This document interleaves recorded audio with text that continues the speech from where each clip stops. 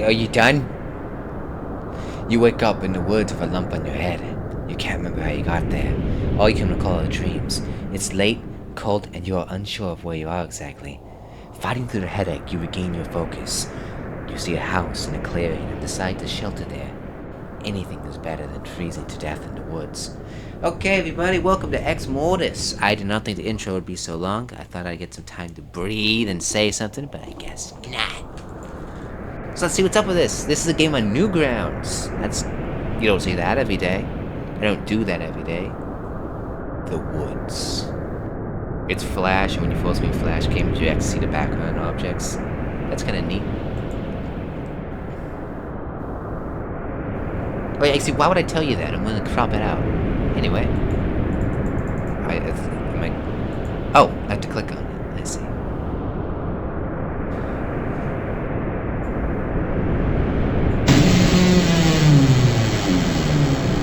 Let's see what's up. These stairs lead up to a second level. A hallway shrouded in the shadows. Let's go upstairs. No shadows up there. Moonlight streams through this window. Huh. This is strange. This is an aesthetic I know, table, nothing of interest. Looks like an attic. That where the thumping is coming from. Can I still go to the... I can't. I think I blocked myself off going over there.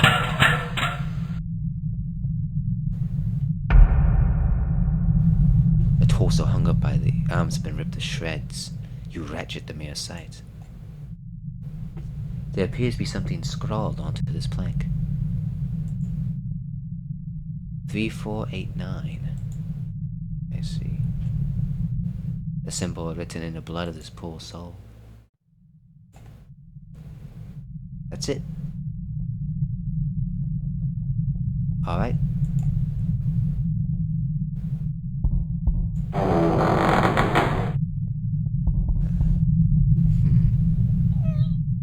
The gramophone is unplugged, but it's still rotating. How is this possible? There's no breeze in here, so why is the lamp roof swinging? The bed is soaked in someone's blood. How the hell did someone's blood get on the roof? It's the guy's blood dripping down, I think. Ah! What was it? 3, 4, 9, 1.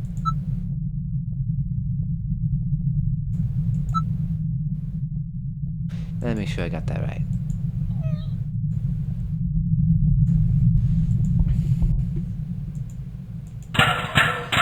I need to take a look at that. Maybe I got the code wrong. Yeah. 3481. I think I did. Oh, 3489. I did it wrong. 3489.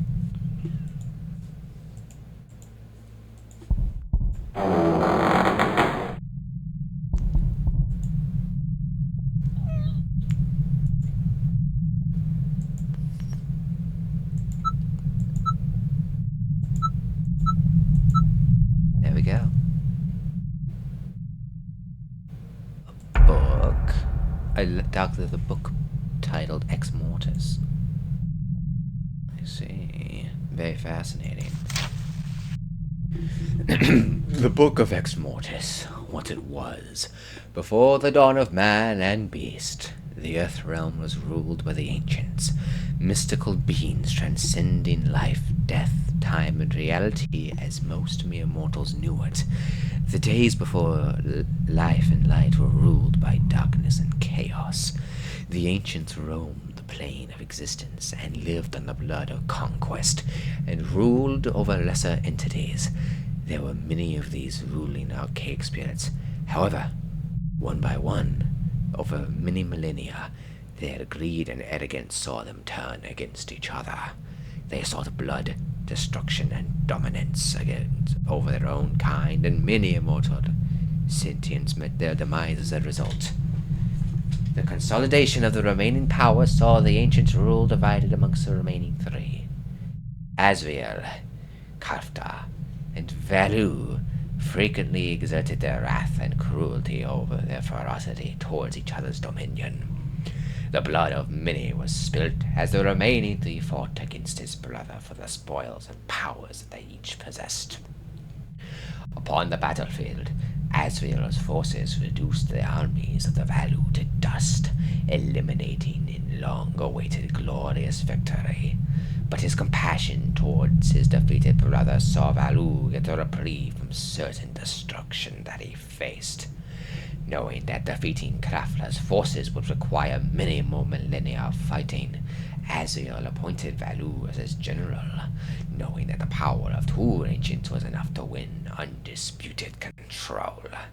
In a final bloody battle in the crimson sky, the penultimate confrontation played out. Kafta, now realizing that Valu was still corporeal and leading Asriel's armies, made the grave mistake of underestimating the strength of his opponent.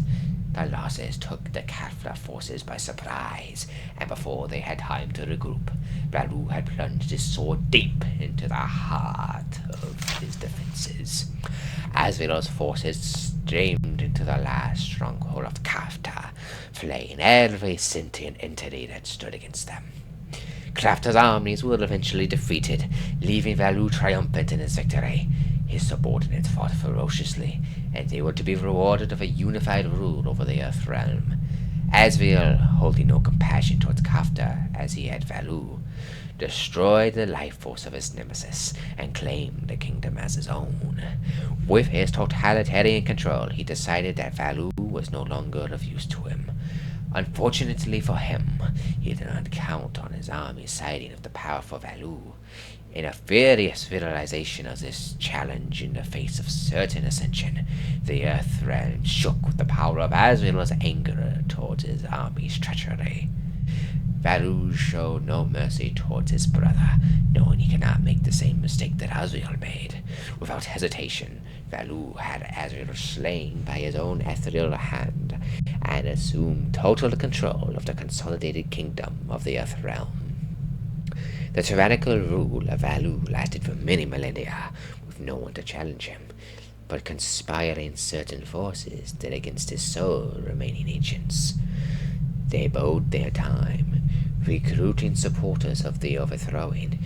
Valu was ambushed and overpowered by his trusted advisors, but knowing that only one of his kind could destroy him, he had his corporeal presence removed to exist for eternity in the demonic spirit form.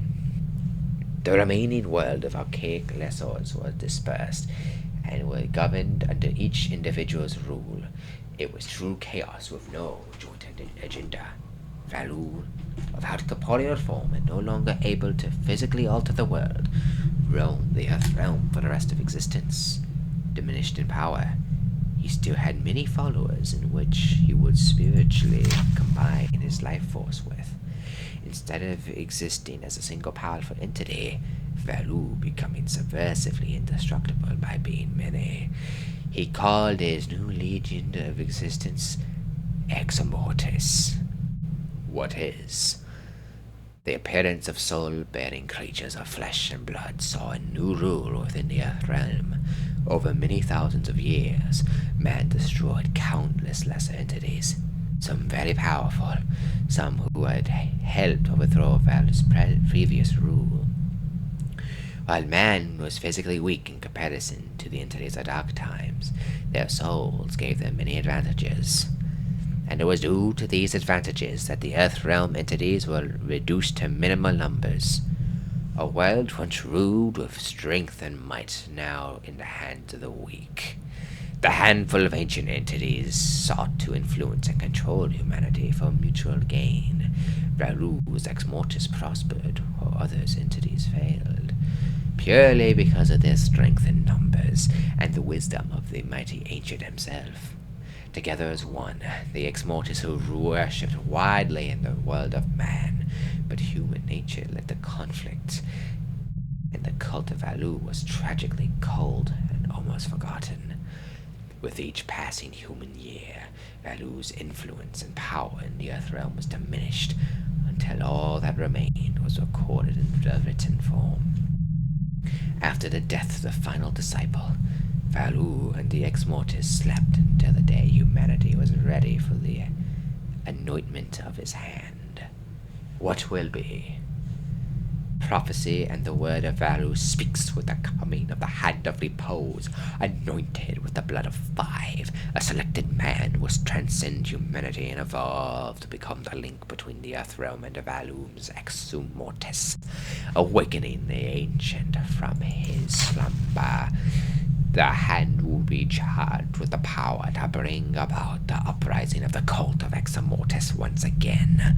Blood, wrath, and strength once again rule the earth realm, and Valu rock tall and rule amongst mortals as it was meant to be in the times before light and life. Right of charging the hand, translated from the Aramaic cult of EXMORTIS scrolls. The rite of charging the hand reads as follows. Devoured the crimson knife of 5, marks of Elu given to 3, mirrored before the soul survive. What it was once, and is what will be. Xavier Rayam, circa 1890, Valu, corporeal form. Interesting. It's the symbol again. Can I take it? I see. So there's a ritual. There's no breeze in here, so why is the lamp-proof swinging? It's closed. Can we open it? What is it? Well, window's boarded up. Maybe by someone who valued their privacy. The bathtub is filled with blood. Just an ordinary, if somewhat dirty, bathroom sink. Interesting. In suites. Fascinating. Oh, what? I have to do that every time? It's weird. I don't know if I'm gonna have to do that ritual or not. Oh, we got this way. Let's see what's over here. Unless this is just back down. Curiouser and curiouser. We need a handle.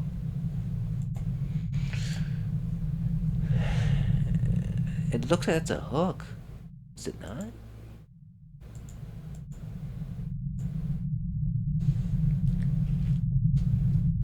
The aesthetic of this game is so damn interesting. I think they're using photos. I think these are photos of places edited. It's a very good style. In fact, after this, I think I have a few things I should say. The handle turns, but the door refuses to budge. It's almost like someone is holding it closed. You must remember something, something. We'll make the sound again.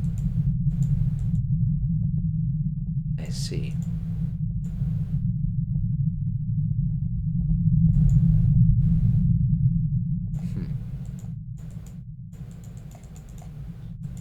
Strange. An old fan doesn't look like it's worked for a while. Am I gonna need a flashlight? Look at this shit, it's so fucking cool! A dusty chandelier hangs from the ceiling. The door seems to be locked. What about this one? Oh. I see. Hey, it's the symbols.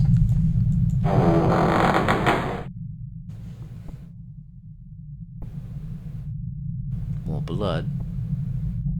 An old dishwasher. Oh. My knife sits on the shelf. Damn! Probably you should arm yourself with slightly larger weapons. Take what you can, man. What? You're not even going to. Alright, fine.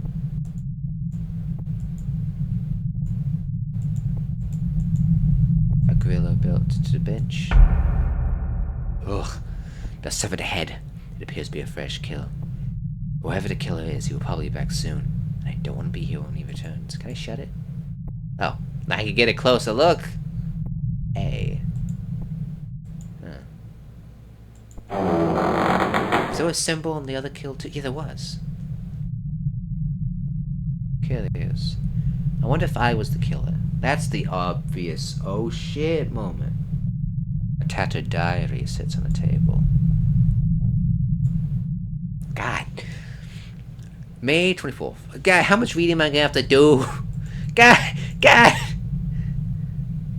Fine. May 24th, 1990. An unusually eventful day today. I stumbled across an unusual field while out hunting for deer in this remote wilderness. Stalking a wild steed into a clearing, you can imagine my surprise to find a house, old and seemingly abandoned, but still standing strong. An interesting find, one that certainly has me curious. May 25th. Upon my investigation in the city archives early this morning, it appears this house has been abandoned for almost 10 years and currently resides under the control of the local government. I feel that its location must be too remote for them to be able to tear down, but I must admit that I feel drawn back to the house, mostly out of curiosity. But I cannot deny that there was something else about this place that has me yearning to return. May 28th, 1997. I could not put it off any longer. I called in sick to the office today and decided I would retrace my steps into the wilderness once again to find the house which has been foremost in my mind as of late. It did not take much to find it again, as it was almost like I was being guided back to the exact spot I had found myself 4 days ago. Once I had plucked up enough cordage, I pushed open the unlocked front door. Admittedly, I was very surprised at the ease of which the door opened, considering the hinge had probably built up a good 10 years' worth of rust. To my relative astonishment, the place was still furnished, though very dirty and completely run down. I was, and still am, amazed at the state of the place, considering it had been empty for so long. I decided that I would explore the house and not disturb anything within. My fear had not subsided, and as a matter of fact, it is still with me as I record this journal some hours later. My curiosity took me through the kitchen, bedroom, and lounge room before a thumping noise on the roof on the second level startled me so much that I ran straight out the front door and back through the force of my automobile. As it was, I almost fell off a small ledge into the thicket below. I felt like a complete fool being scared off by rats, which I assumed they were.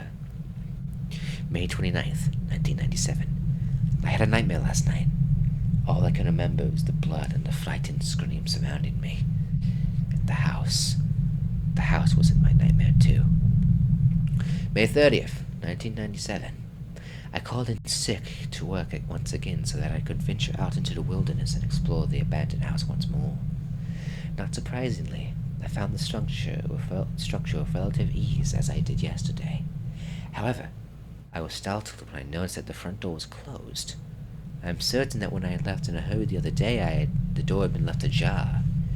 In any case, I eventually attributed the closed door to the wind, as I was clearly the only other person who had been in the old house yesterday. Recently, I repeatedly scored through the house for anything interesting, heading back through previously visited rooms. Once again, I passed through the second hallway through the main bedroom on the second level. I heard heavy thumping coming through the roof. I was instantly very tempted to repeat yesterday's dash from the house, but I swallowed my fear and continued on with the exploration. In the limited time that I had before dusk, unfortunately, I did not discover anything that would explain the mysterious disappearance of the most recent tenants. I am not giving this diary the same vigor that I used for the cult book. I need to put more into it. I sit here in the May 31st, 1997. I sit here in the lounge room of the old house by candlelight, recording in this journal the events that have transpired today. Though I am scared to within an inch of my life, I am bound to this house, and I feel that I do not have the strength nor resolve to run back to my car at such an advanced hour. As I have for the past week, I have returned to this house with the intent of uncovering anything that could help answer the question of its missing tenant. I failed to uncover anything that could help the cause, but what I did find seems far more precious and disturbing than I could have ever hoped for. As I was scouring the library for misplaced photos or letters, I almost tripped myself over a leather-bound book sitting in the middle of a dusty floor. I was certainly miffed as to how I missed it in my movements through the house in the past few days. Picking up the book, I felt a slight empowerment rush through me. The distant sound of wind began to feel like whispers, and the room in which I was standing seemed to darken. I wondered what knowledge described had passed down the ages for me. Enchanted by the aging literature, I retreated back into the lounge room. I settled down in one of the most comfortable chairs and continued to read the contents of this book. Written in what seemed to be a red ink of some sort. Fucking stupid! A lot of the content didn't initially make sense to me, as the majority of it is written in a language that seems foreign to me. But in the back of the book there were abridged translations written by a Mr. Xavier Rayton from 1890. The majority of what I could understand seemed rather jumbled and nonsensical. Rather disappointed, I closed the book and relieved myself of the burden. Things from this point became rather blurred and frighteningly surreal. The sound of distant forest animals stopped, as if all life was waiting for my next move. The wind outside stopped pounding against the shattered windows, and the candle winked out of existence, leaving me in pitch-black conditions. I listened closely, and all that I could hear over my heartbeat and rasping breath was the whispering I had shrugged off before. It was coming from every direction, yet no direction at all. The whispering slowly got louder, until it sounded like a dull roar. Voices of many different types called out. They cried in pain, screamed my name, and shouted some obscenities I dare not repeat. There were so many of them. So many voices. I felt multiple hands pin me down to the chair by my upper torso, but every time I flared my arms out in front of me, they connected with nothing but air. The harder I was pressed against the chair, the harder it was for me to breathe, and soon I could not breathe at all. I blacked out, and the last thing I could remember was the flash of my nightmare from the night before. A flash of the blood. A flash of the screams. The house. I woke up about 20 minutes ago, slumped in the same chair. It is now long after dark, and I dare not brave the sub-zero temperatures of the woodland winter to return home this evening. Tonight I'll be staying here in this accursed house. I sometimes think I can still hear the whispering, or are they just echoes of my earlier brush of madness? I can feel the urge of slumber rush towards me like a freight train. I pray that I survive the night. FNAF, plagued by nightmares more vivid than I care to remember. I woke up screaming. It appears that I slept through the daylight hours, but it didn't matter to me. I was incensed to fight the freezing conditions outside and return home, but I was scared to move from this spot. They started whispering to me again. I want to leave, but I can't. They won't let me. I scream at them, but they just laugh and utter obscenities back to me. What have I released upon this world? July 3rd, 1997. Varu spoke to me today. It is he who has spoken of in the EXMORTIS. With every word he whispers in the back of my mind, I tremble as if my soul has been shaken to the core. June 7th, 1997. I've been here for over a week now. Surely fuck off, Discord! Surely someone must be looking for me by now. I pray that they find me. My captors here won't let me leave. Every door, every exit, the handles turn, but the door does not move on its hinges. June 16th, 1997. I no longer fear death. I actually pray that it comes for me. June 30th, 1997. They still torment me, keeping me here, keeping me alive. They need me too. I can't even write of it. July 20th, 1997. I feel my sanity has almost left me. I hallucinate so vividly. I can't tell what's real and what is not anymore. The ancients show me images of his former glory. I don't understand what they want me, why they need me. July 26, 1997. I'm actually surprised. I am told that they seek not to control me, but that they only seek my assistance in aiding the inevitable. But why do I continue to resist? What they tell me makes more sense than anything I've ever known. But I still fear them. What they should do to me should I refuse. But at this moment, I can't think of a single reason why I should. August 13th, 1997. Is acceptance all that I've ever yearned for? But the greater good here is far more complicated, yet so much easier to obtain. They smile upon me now. Strangely though, I like it. I find myself basking in the warmth of their chilling promises. August 27th, 1997. I am comfortable, and I am learning about the true nature of the world and what is beyond it. I don't know why I continue writing in this journal. I guess it's the last semblance of humanity that I have within me. It is ridiculous, though. I'm becoming much more than human with every moment I spend under their patient tutelage. I've been tempted to throw this journal in the fire on many occasions. Reading over its pages only reminds me of how weak I used to be. I have lost track of the day, but I am sure I've been here for over a year. It's been a long time since I've entered anything in this journal. I can rejoice, though. We will have company at last. I will finally be rewarded. A group approaches to provide me with the everlasting cup of life. A day away. No more, no less, I am told. Wrath, death, blood. My day has finally arrived. The EXMORTIS shall make the world remembering what was. Remember what? Fuck.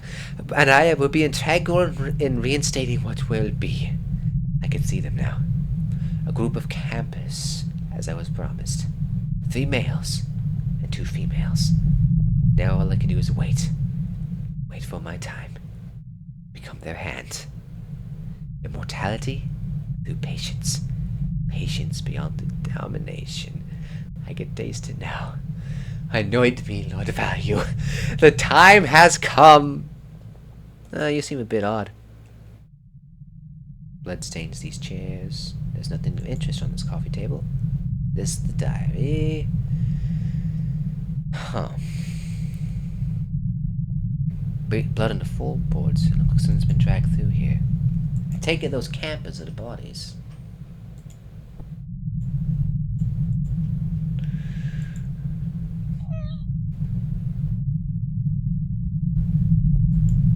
The bathtub is filled with blood.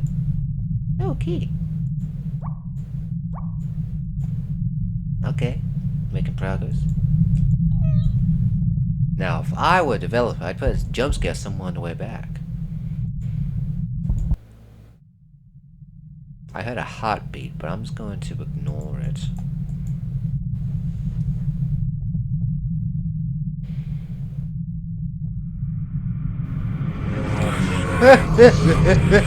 Get me out of here. Still there, man? Hey, I was right. Jump scare.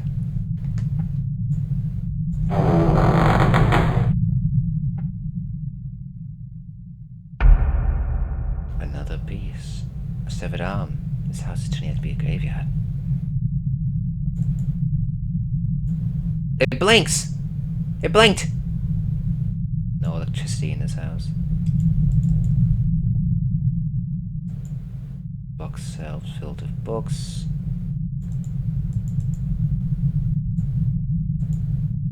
The word remember is smeared in blood on this mirror. Ah! It's Xavier! Okay. Let's see what... I swear to God! God damn you!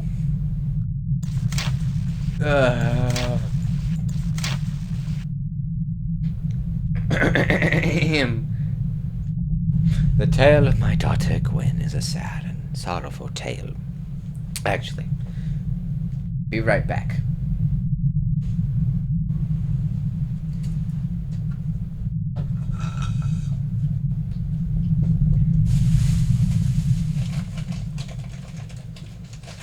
The fascinating style. I haven't seen. more script roll.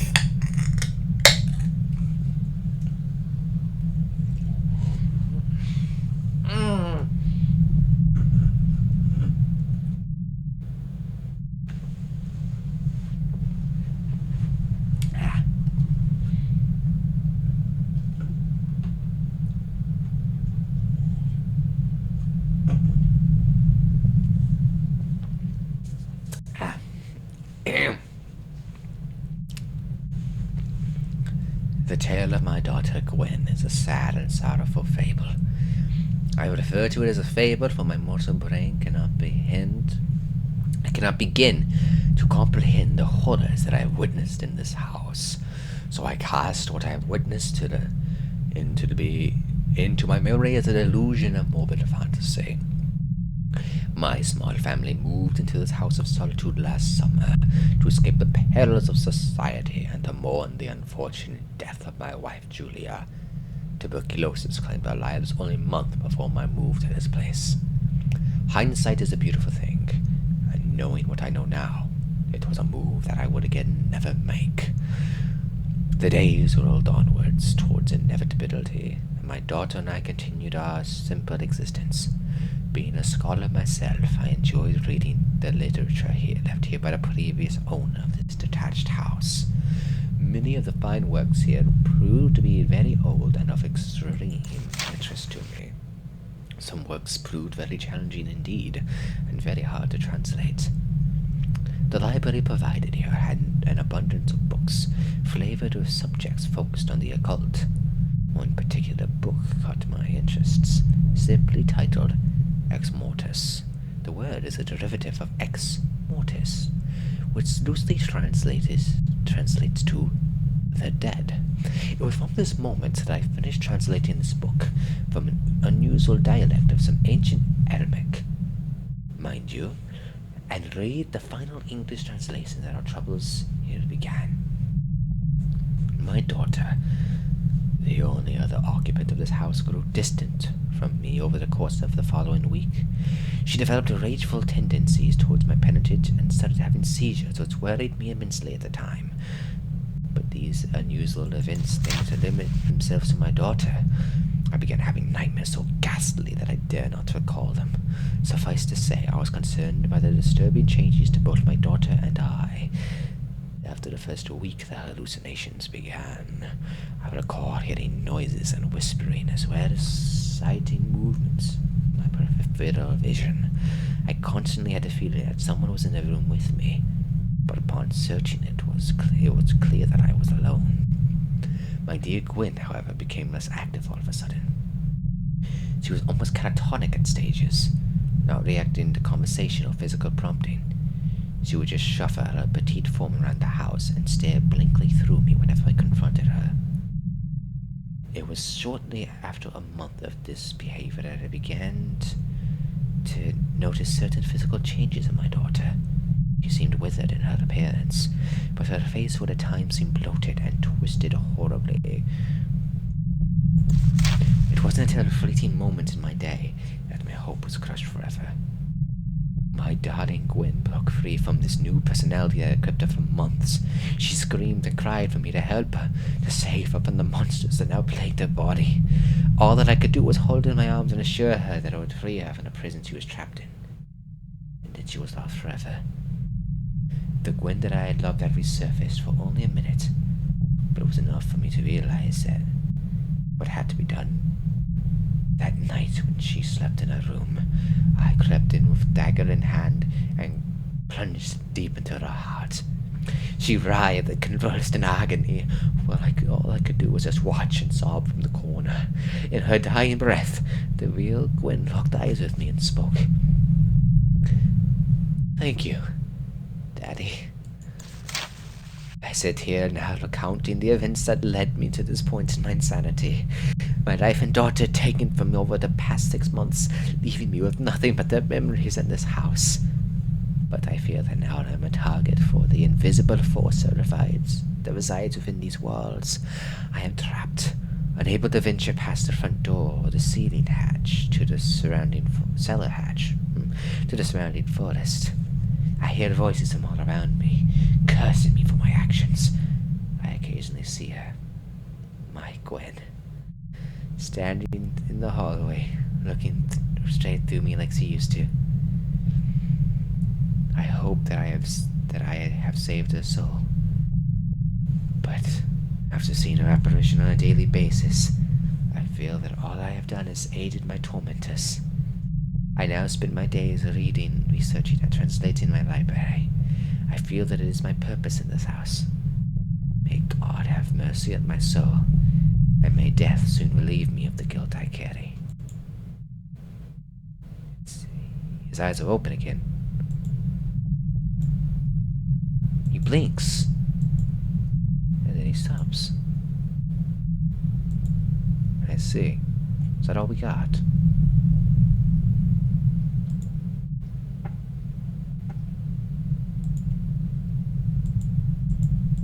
Don't do it to me again. Okay, there was a delay. I was thinking, oh God, not twice.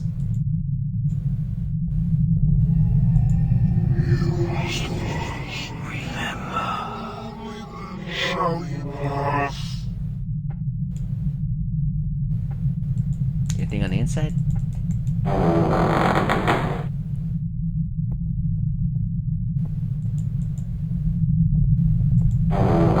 Not gonna lie though, it does feel like there is someone always here.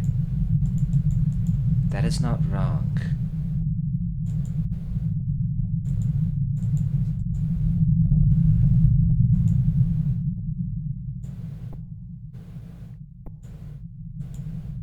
I feel that I have missed something.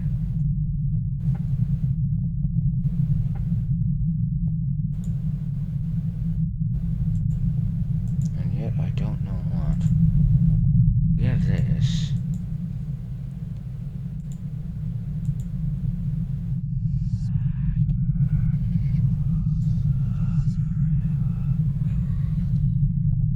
We have to whisper. I heard a child.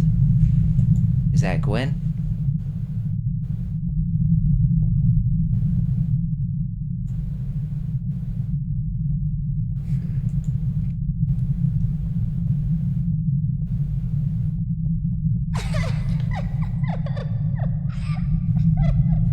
Damn you.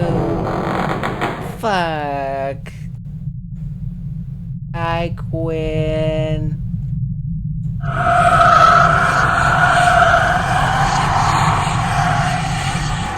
If this kills me, I have to restart. I am not continuing. Wake up! The blood of Graham stains the seats. It's over 100 years ago that she was murdered. How can the blood still be wet? No, no. Oh, now we know what everything is.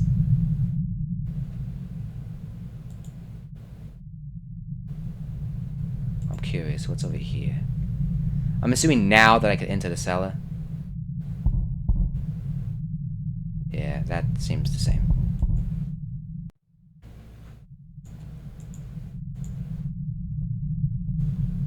Ugh.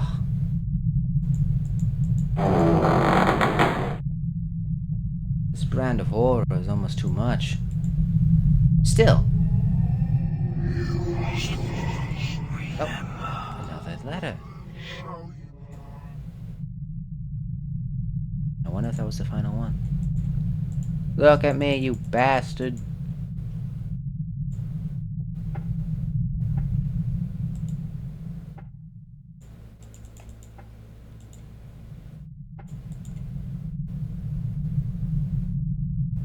I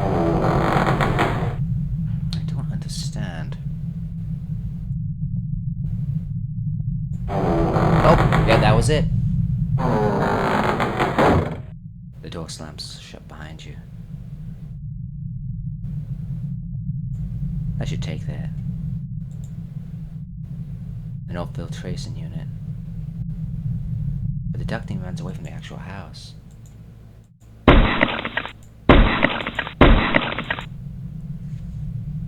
Interesting. I'm gonna kill someone, aren't I?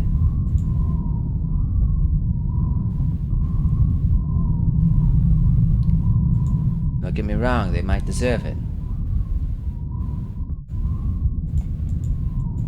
is locked. Interesting.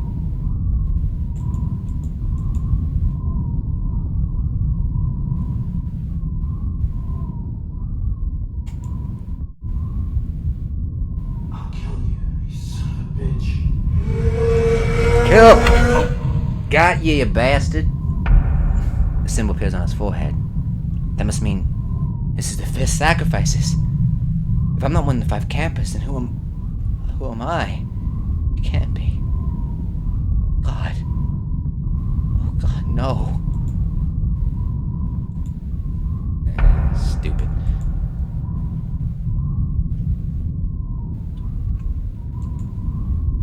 Found a key buried in the dirt. I wonder if I'll see his ghost too.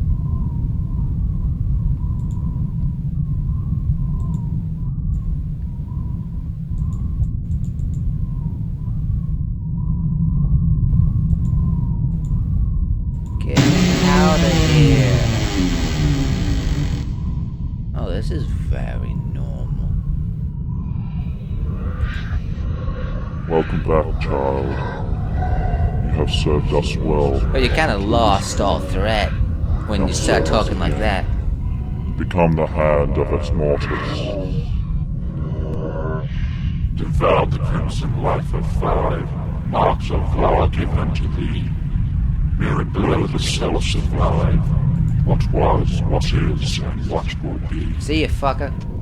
Foolish man, you will perish beyond avoidance.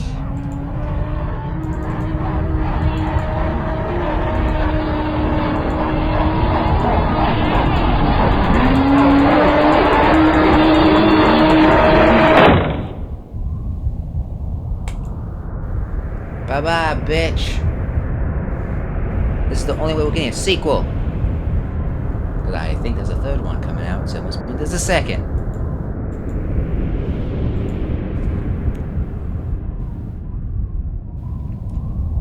Oh, a well-used track that leads back to civilization. You can finally return back to the world you've been captured from for so long. Should have kept the axe on you, man.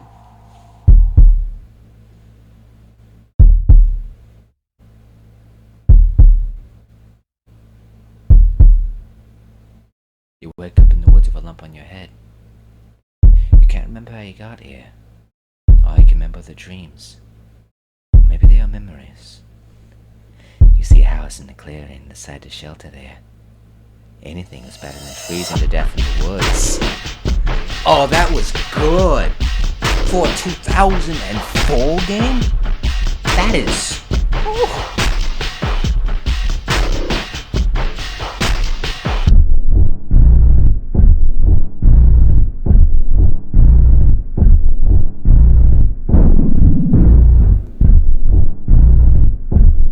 Honestly, I went to the end, but I have some things I want to say. Graphics, wait, okay, they were just social media websites.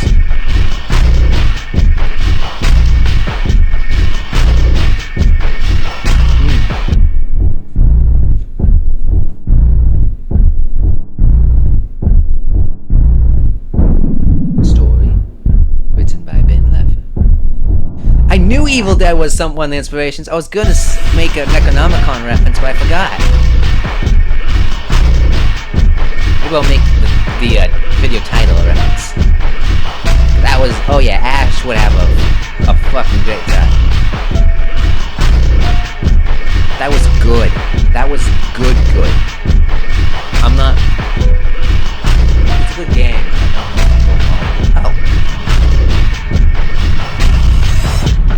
I think the music was the end. Welcome back, child. Okay, I thought I was going to play the game from the beginning. I wasn't going to do it. Until this point.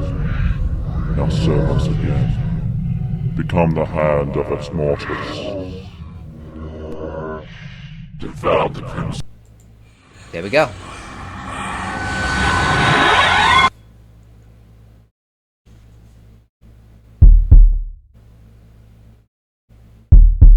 Oh, so much good thumbnail material.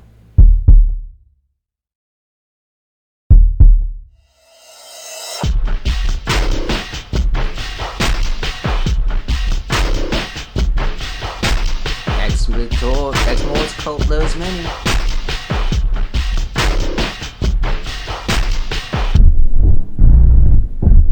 Anarchy. Major cities burn. It's not my fault. Music and sound effects by circadian rhythms. Millions die at the hand of EXMORTIS cult. Alright.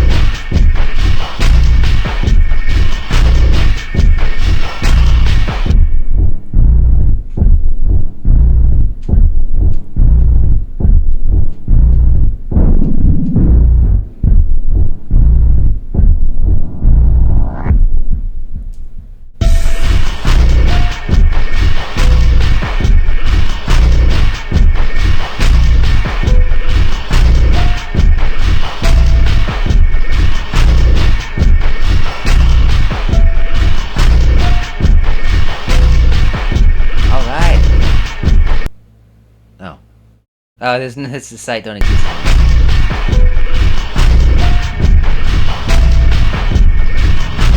Anyway, reload. I'm curious. What other games has he got?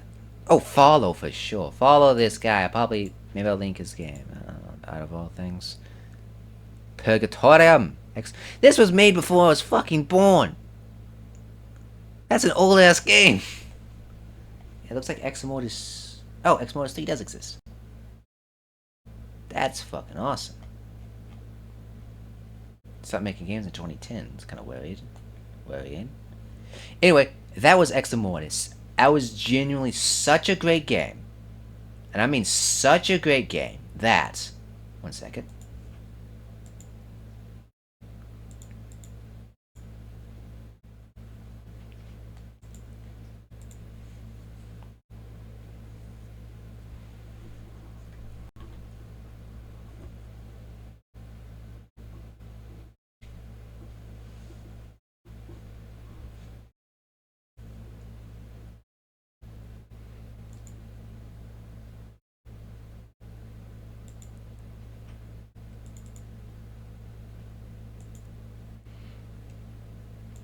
Anyway, it's such a great game that I'm taking one of my upcoming games. It's buried.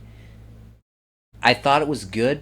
Like, it's getting close to finish. So all I need to do is, like, some final scripting, sound effects, all sorts of, like, menial stuff. I'm going back, and I'm gonna I'm gonna redo a lot of shit from scratch, because that game had so much going for it, and I want some of that. I want to have, like, even an ounce of what that game had in terms of style. It's a weird thing to say, but I don't know. Anyway, that was EXMORTIS. Check it out. Unplay the other games. This was, like, kind of really good. And I'll see you guys next time. And bye.